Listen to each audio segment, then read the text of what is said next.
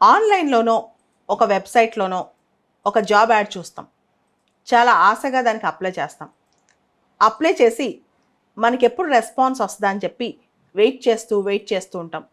వారాలు గడుస్తాయి, నెలలు గడుస్తాయి. కానీ రిప్లై రాదు, రెస్పాన్స్ రాదు. ఇది చాలా కామన్ అయిపోయింది. ఏంటా ఈ సంగతి అని చెప్పి చాలామంది దీని మీద రీసెర్చ్ చేశారు. చివరికి తెలిసిందేంటంటే గోస్ట్ జాబ్స్ అని. గోస్ట్ జాబ్స్ లేదా ఫేక్ జాబ్స్ అంటే ఏంటి?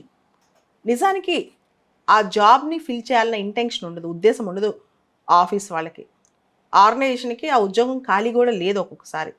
కానీ టాలెంట్ పూల్ ఎలా ఉంది బయట? వాళ్ళ ఆర్గనైజేషన్ అంతా బావుందని చూపించుకోవడానికి. వాళ్ళ దగ్గర బానే డబ్బులున్నాయని చూపించుకోవడానికి. అంతేకాదు కొన్ని సందర్భాల్లో వాళ్ళ బడ్జెట్ స్ట్రాంగ్‌గా ఉందని చూపించుకోవడానికి. దాంతో పాటు ఆర్గనైజేషనల్ గ్రోత్ ఫోకస్ చేస్తున్నాం మేము. అదేవిధంగా కొత్త టాలెంట్‌ని ఎప్పుడు మేము ఎంకరేజ్ చేస్తుంటాము.